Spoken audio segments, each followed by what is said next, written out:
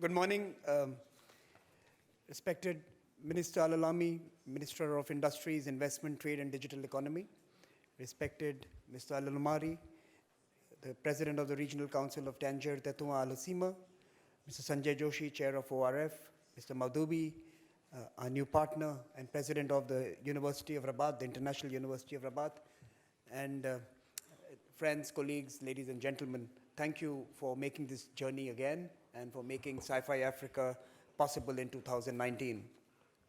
I am not going to take too much time in laying the agenda. You have 2 days to do that. But I just want to pick up a few threads from what was discussed last evening and which I think is important for all of us to consider. Ambassador Amandeep Gill mentioned that we need governance, we need rules, we need norms for managing the digital space. Let's think about the counterpoint. Are we reaching a time and a moment when we have too many rules and too many governments and too much governance of this space? I would argue that this space is more regulated than ever before. The Chinese have an elaborate architecture for managing the digital space. The Americans have their own version. The Europeans have come up with their own policy. And even India has come up with its own proposition to manage this digital space. So are we lacking governance or are we seeing too much governance of this space? And I think that's the debate that must be had. The second issue that struck me from last evening and we must discuss over the next 3 days is the issue of identity. And I think Maya Aziz raised that issue. Who are we? Who are we connected to? Are we attached to the locality? Are we connecting to people far away? What is our religion? What is our culture? What is our custom? What should we wear? What should we eat? And I think technology is in many ways upending the old space and time equation that allowed all of us to create communities based on geographies. I think we are fast reaching what I would call the end of geography. Geographies are no longer important to create any form of connections and communities and movements. And we need to debate that. And certainly, Morocco is a space where geography has no meaning. It is a place rich in various cultures and civilizations and customs. And Morocco is a good place to discuss the 21st century idea of a post-geography human, of a post-geography settlement, of a post-geography being. The third issue that came to mind yesterday was the potential of this continent. And I think that was mentioned by Mr. Sanjay Joshi when he was briefing the media. And it struck me that even as this continent is the fastest growing region in the world, and it is in fact growth's new frontier, it is yet to find sufficient space in making rules for that growth, or rather, implicating the ethics of that growth. And can we, coming from diverse backgrounds, sit in this beautiful setting and discover the learnings from Africa that should affect and infect the way we grow, the way we conduct business, the way we engage, the way we interact. And the role of this continent. I think, in fact, it's time to stop talking about the Asian century. It is the Afro-Asian century, and Africa has to lead that. And Morocco certainly has a privileged position to be one of those that could do this. And finally, I think one of the biggest tensions of this time is that even as the internet connects, nationalism decouples. And we are seeing this play out now in the technology domain. I think it's not a trade dispute between America and China anymore. I think it is a decisive decision by the security communities, by the economic and finance communities to create their own regions of influence, own ways of managing trade and economy. And us, Africans and Asians who are growing at this time, it is dangerous for us to allow this face-off to continue or sustain. And we cannot be bystanders. We cannot sit and hope that Donald Trump and Xi Jinping, the two emperors of the world, will make the right decision. I think we have to intervene and we have to ensure that we are propositional and we are able to put together a new order, new rules, new frameworks that allow globalization 2.0 to allow our people to grow, prosper, and achieve their aspirations and dreams. Sci-Fi was started in 2013, and one of its primary goals was to ensure we have voices that have not been heard on the agenda, on the panels, on the discussions, on the keynotes that we host here. And Sci-Fi Africa has taken that to its logical conclusion. I think we have 65 countries in this room. You will meet many people you have never met before. Certainly my European friends, I can promise you that every third person in the room is unknown to you, unlike the European conferences where it's a nice, cozy club. Meet them, partner with them, befriend them. And certainly one of the motives and motivations of the conference was to create these new friendships, partnerships, and networks that allow the world to be truly global and policy discussions and businesses to be transnational by design. With that, let me invite the first speaker this morning, Ilyas Al-Omari, President of the Regional Council of Tangier Tatua Al Hasima. He is, of course, the driving force and the energy behind this. Let me thank him and his team for making this happen once again this year. Mr. President, over to you. Thank you, my friend. Thank you.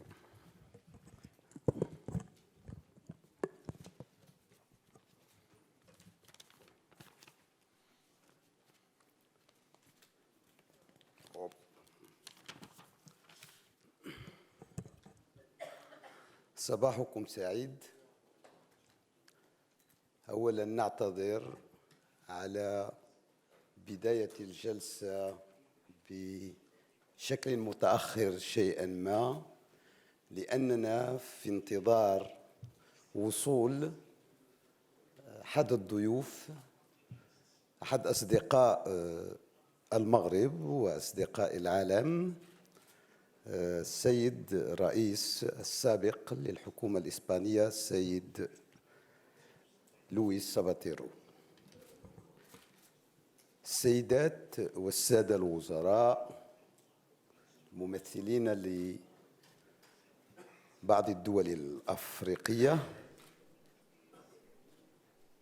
السيدات والسادة المشاركات والمشاركين في النسخة الثانية لمؤتمر التكنولوجيا والابتكار والمجتمع هنا في المغرب في إفريقيا في مدينة طنجة. حضرات السيدات والسادة، أتشرف باسم جهة طنجة تطوان الحسيمة أن أرحب بكم في مدينة طنجة، نقطة تقاطع البحر المتوسط والمحيط الأطلسي وملتقى حضارات وثقافات الشعوب عبر العصور. لقد كانت الدورة الأولى لساي-فاي خلال السنة الماضية دورة تأسيسية، ونعتبر هذه الدورة الثانية دورة الاستمرار والانفتاح على فعاليات وتجارب جديدة لرسم المسار، مما يؤشر على توطين ساي-فاي في تربة إفريقيا من المغرب، بوابة القارة على العالم. ونحن نتطلع بثبات إلى الالتزام بتنظيم المزيد من الدورات وتنظيم أنشطة أخرى في هذا الإطار في بلدان إفريقية أخرى، بعد أن تم إحداث مؤسسة لهذا الغرض. إن الرهانات المعقودة على هذا المؤتمر هي في حجم التحديات التي تواجهها إفريقيا حاضراً ومستقبلاً في بحثها عن موقع يليق بإمكانياتها المتعددة كي تلتحق بركب الأمم التي عرفت الثورة الرقمية واستفادت من ثمارها الكبرى، كما أن تحديات الالتحاق بركب هذه الثورة الرقمية تتطلب الإجابة الملموسة على انعكاساتها السلبية على الإنسان والقيم. في الأخير، لكي لا أطيل عليكم، لأن مهمتي هذه المرة هو الترحيب بكم هنا في المغرب، هنا في الجهة، هنا في مدينة طنجة عاصمة البوغاز. أود أن أنوه بمشاركتكم جميعا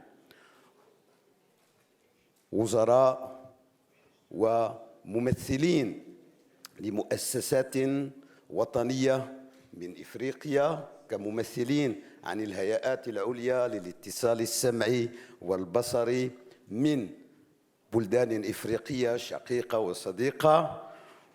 كما أيضا أريد أن أرحب بالخصوص بالمشاركات والمشاركين باحثات وباحثين الذين يمثلون أزيد من 63 جنسية من القارات الخمس لنتداول بشكل جماعي حول ماهية اليوم الرقمنة، ماهية التكنولوجيا والابتكار في مجتمعنا، ما موقع إفريقيا، ما موقعنا كشعوب إفريقيا في إطار ما يحدث من تطورات ولكن أيضا من صراعات ما بين الكبار. هل سنبقى دائما لقمة صاغية لهؤلاء أم سنتحول بفضل شبابنا وشاباتنا؟ وأنا زرت مدينة سيليكون فالي كما زرت مدن أخرى، هناك الكثير من الأفارقة والإفريقيات يتحكمون في هذه المدن، بل هم الذين ساهموا في إنتاج ما تعرفه اليوم التكنولوجيا من تطورات. ولكن أين قارتهم من هذه التطورات مما يحدث؟ هذا ما سنتحدث عليه جميعا في هذين اليومين. وأشكركم مرة أخرى وأرحب بكم في طنجة وأتمنى لكم إقامة سعيدة وشكرا جزيلا.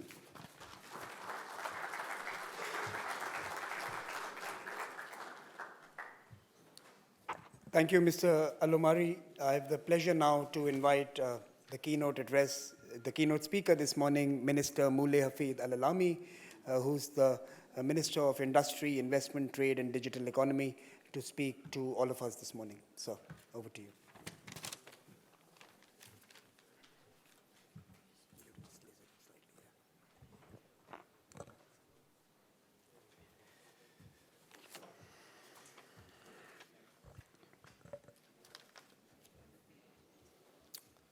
Messieurs les ministres, Monsieur le Président de la Région, Monsieur le Wali, Mesdames et Messieurs, c'est un plaisir renouvelé que de participer à cette deuxième édition de Sci-Fi Africa. En effet, cette manifestation, comme vous le savez, est sous le haut patronage de Sa Majesté le Roi Mohammed VI, que Dieu l'assiste. Et je voudrais à ce titre-là vous souhaiter la bienvenue au Maroc, au Royaume du Maroc, et à Tanger, au nom du gouvernement marocain. Le partenariat avec l'Inde est une question qu'on pourrait se poser. Et comme chacun sait, lors de la visite de Sa Majesté le Roi, que Dieu l'assiste, plusieurs canaux de communication ont été établis avec l'Inde, avec plusieurs chapitres sur lesquels nous nous efforçons de développer nos relations. En particulier, l'Inde a une particularité. Les réalisations dans le digital ont été remarquables ces dernières années et je voudrais à ce titre vous faire part de quelques rencontres que nous avons eues pour voir comment ce pays, en quelques années, avec un nombre extrêmement court, a changé totalement de position.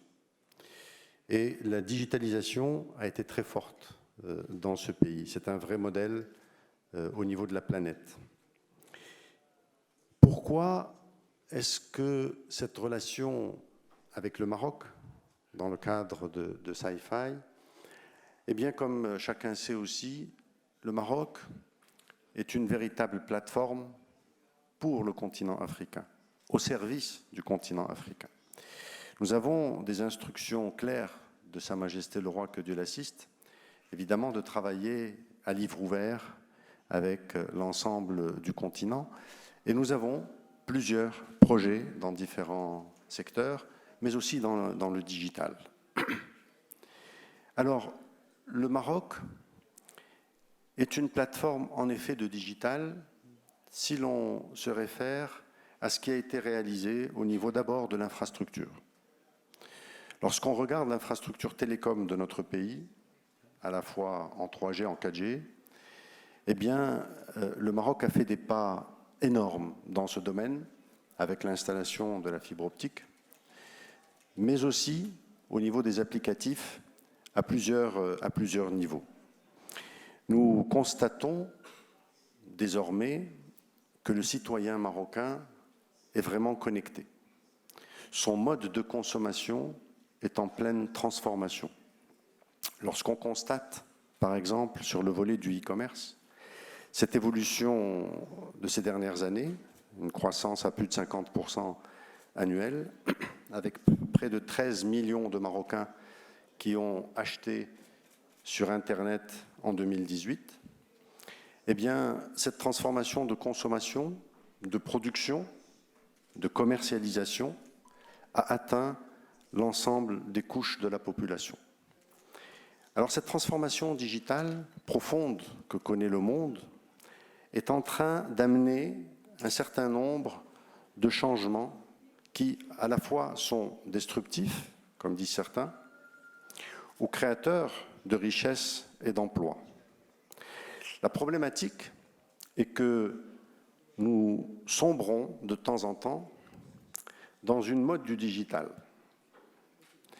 Et je voudrais faire référence là à quelques petits dangers que le monde, en particulier l'Afrique, peut avoir à gérer en faisant un petit focus sur le e-commerce.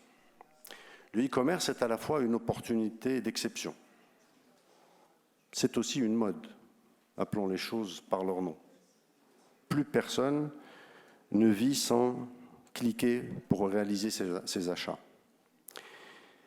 Et si on regarde de plus près, jusqu'à présent, les relations commerciales, bilatérales ou multilatérales, sont souvent organisées de façon asymétrique.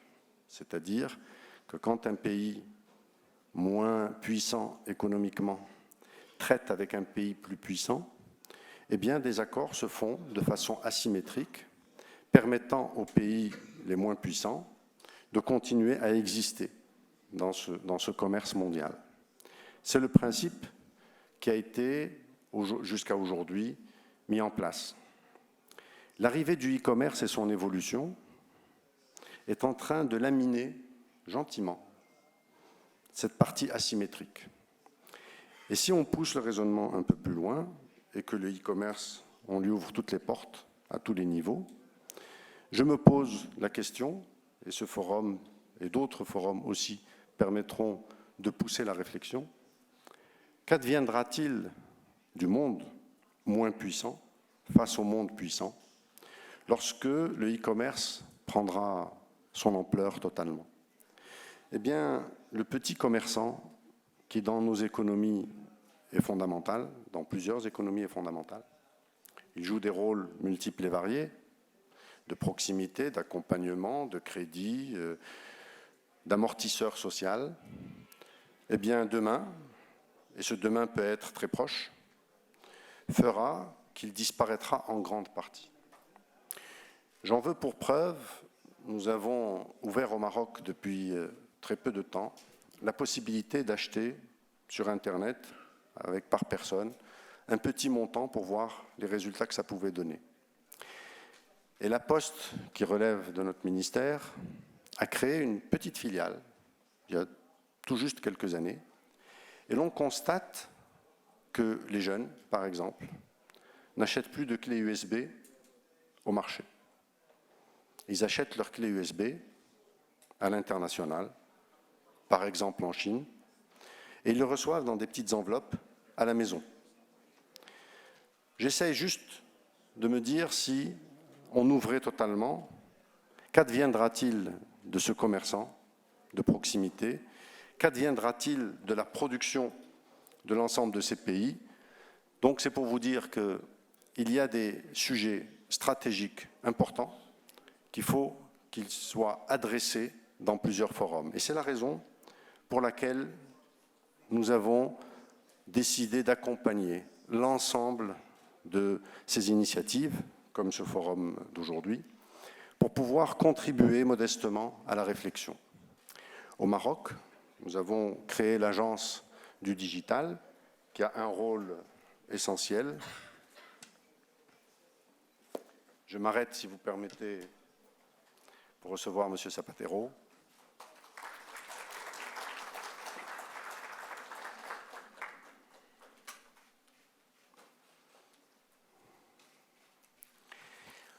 Je disais donc que ces changements importants dus au digital vont apporter énormément de choses positives.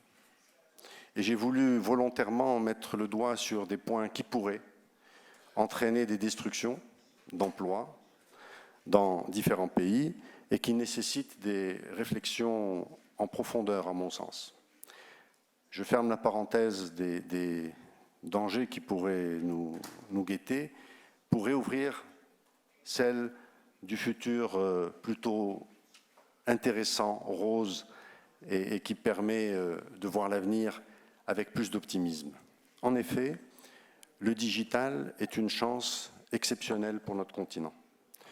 Le digital permet de faire des sauts importants en termes de développement.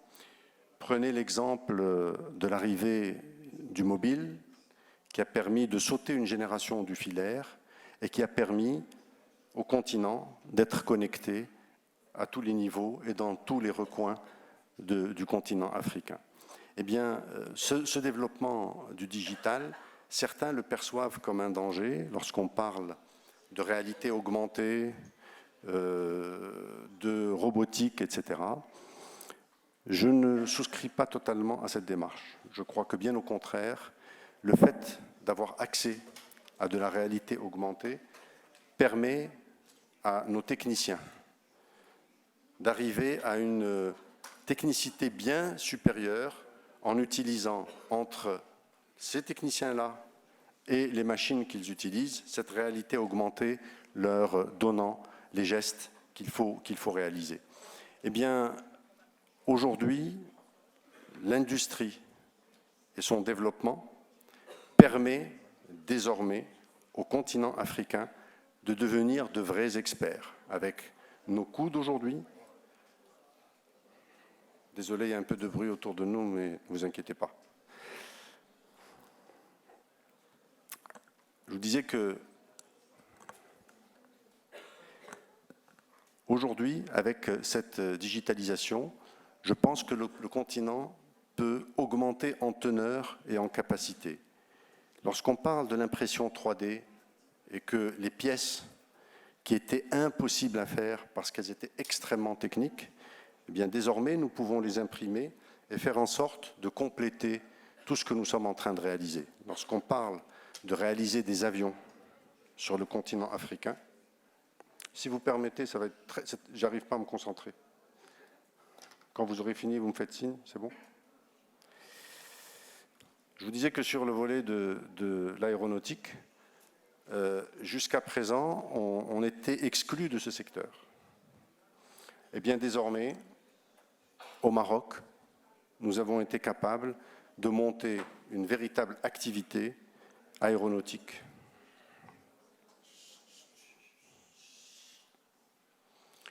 Soit je vous donne le micro, soit faites ce que vous voulez. Donc je vous disais, au Maroc, nous avons été en mesure de monter une activité aéronautique avec 140 entreprises qui fabriquent des pièces d'avions.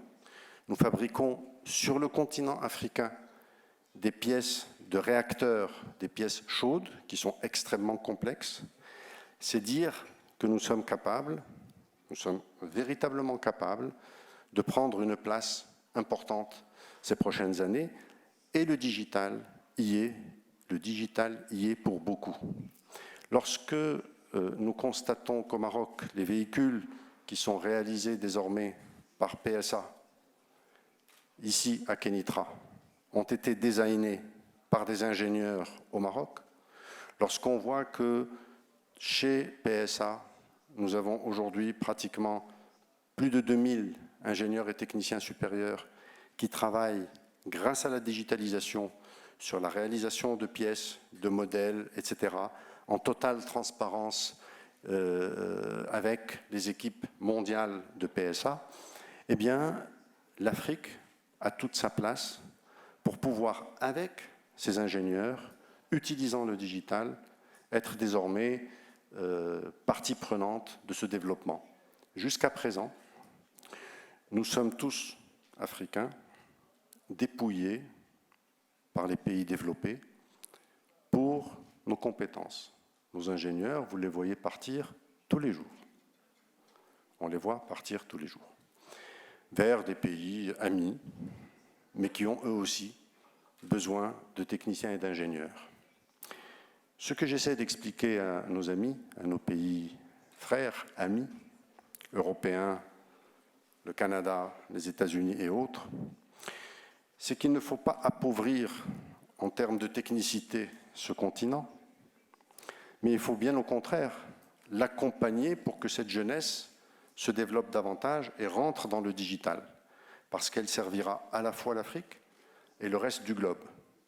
Le fait de nous dépouiller de nos ressources humaines, à partir du moment où vous avez un ingénieur dans le digital qui a 5 à 10 ans d'expérience, il est recherché, on lui donne des visas dans des hôtels, etc.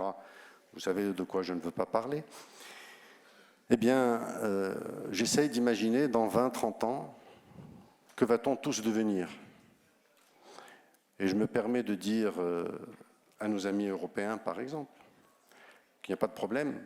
Nous serons bientôt un petit milliard en Afrique. Si on nous prend quelques centaines de milliers qui sont les meilleurs et les plus à même de nous aider au niveau de notre développement, il n'y a aucun souci. Nous irons les rejoindre ensemble, le petit milliard, hein, et nous retrouver tous ensemble là où il faut. C'était pour vous faire sourire.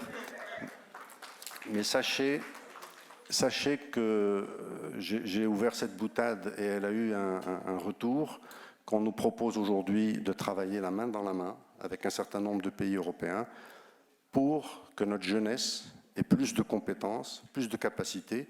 Une partie ira probablement ouvrir de nouveaux horizons et une grande partie, nous l'espérons, restera chez nous pour accompagner le développement de notre continent et nous en avons tant besoin. Le digital est une véritable opportunité qu'il faut gérer avec quelques difficultés auxquelles il faut faire très attention. Je vous remercie pour votre attention.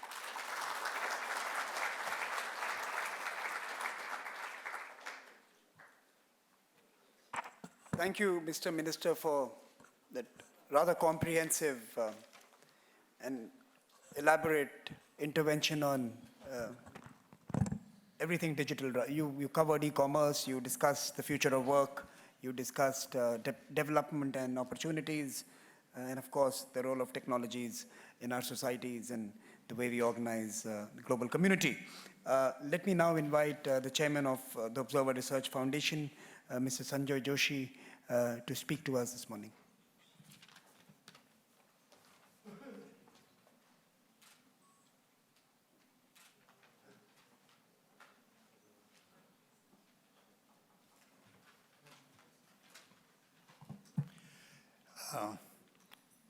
Excellency President Zapatero, Honorable Minister Moulay Ahmed Al-Lami, Minister of Industry, and our dear friend and partner, Mr. Ilyas El-Omari, President Regional Council of Tangier, Tetuan, and Hasima region, experts, friends who've gathered from all across the world. It gives me such great pleasure to be with you once again. Greater pleasure also that we are in the second edition, also seeing some old faces and many, many new ones who are joining this journey which began last year. Mr. Ilyas El-Omari already talked to you about how we have from this year onwards been trying to create ORF Afrique, which has now become a reality.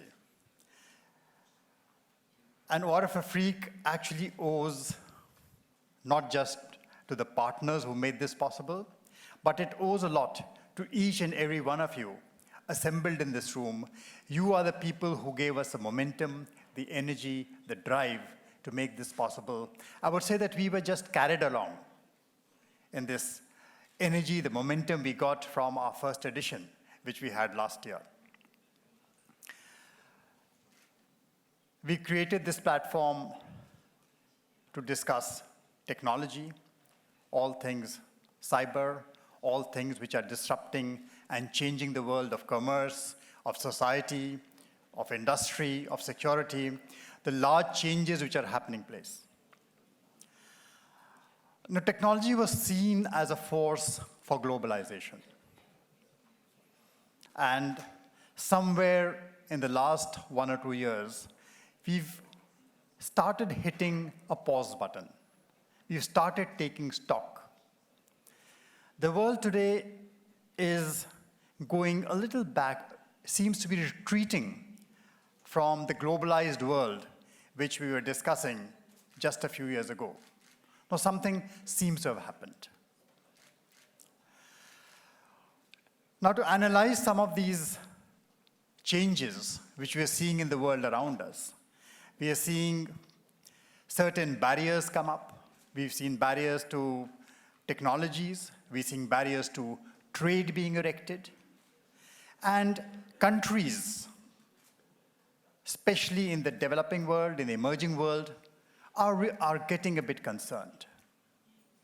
There are lots of ethical questions today being raised on the future of technology, on which way technology is headed, issues of privacy, issues of personal security, issues of independence are becoming extremely important.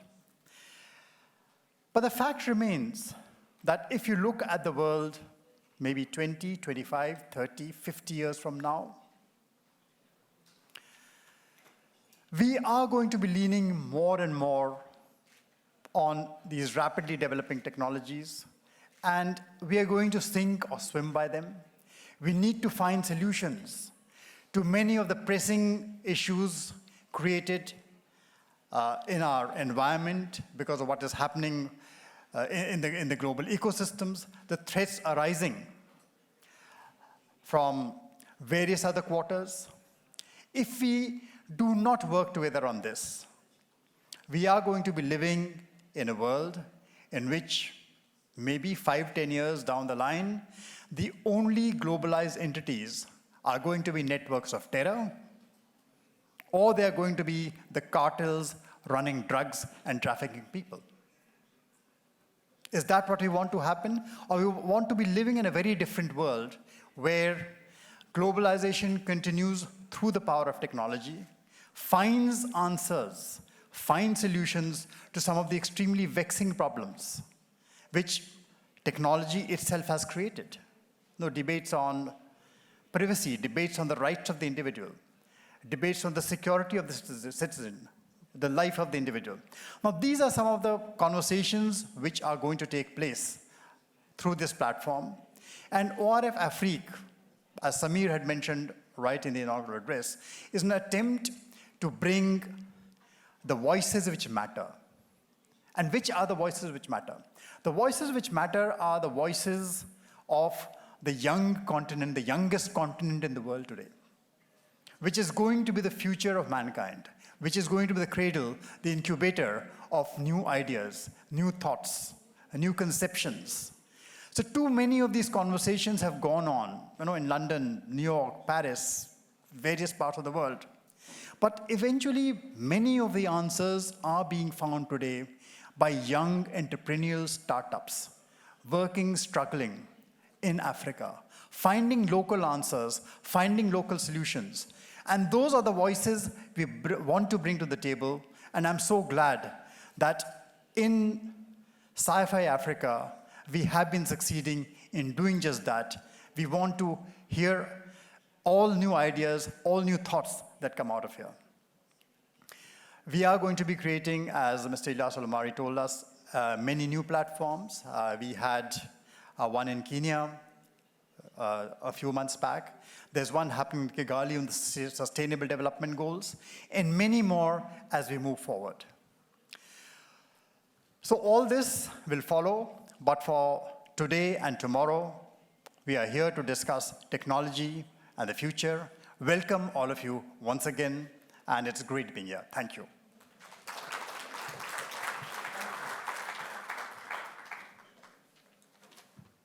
So before I conclude this rather formal opening to this morning session, let me just share 3 more ideas with you to take back to the panel discussions and to the coffee table discussions that we will have over the next 2 days.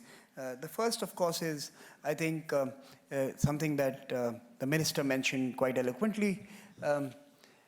While we are very good at creating markets through changing consumer behavior, are we equally good in creating value creators from those same people? So are we looking for markets, or are we looking for inventors and innovators? And I think if the answer is innovation, then I think the point the minister made is extremely important: focus on education, skills, capacity building. And are we actually looking at a global effort to raise the capacity of those who are going to also be the largest markets going ahead? So I think that's the deficiency. We have seen this happen in India. We were always a very attractive market. No one bothered to invest in us to make us a big economy. We have to do it ourselves. So in many ways, that challenge of being a big economy, vibrant economy, innovative economy is going to be a do-it-yourself effort, and many of us will have to find the ways ourselves. The second issue that was raised by Mr. Joshi, I think it's not only important to bring the voices into the room, but it is also important to bring the voices to the right room. There are many rooms out there which we need to now raid and inhabit and occupy.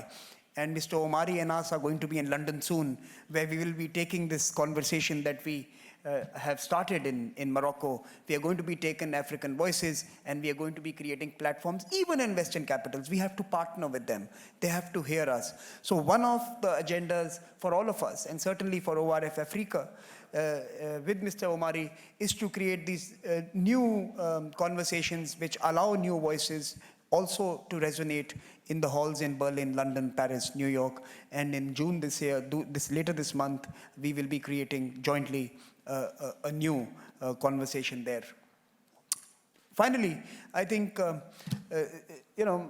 some time ago, I think it was the founder of Apple who rightly motivated his teams or his colleagues by saying that stay hungry and stay foolish. And I think that was, in some sense, the mantra for the Silicon Valley evangelists to create everything that we enjoy today. I think it's also time to add a third adage to that: stay alert. I think it's good being foolish and it's good being hungry, but I think we've now reached that stage that we also must stay alert as to what we are doing. There are implications for our actions, there are costs for what we create, and there are ways that we should do that. And that way, of course, has to be discovered through a multi-stakeholder and a multilateral effort, which gives every person, every human, equal voice in decision-making. So thank you very much for this formal session.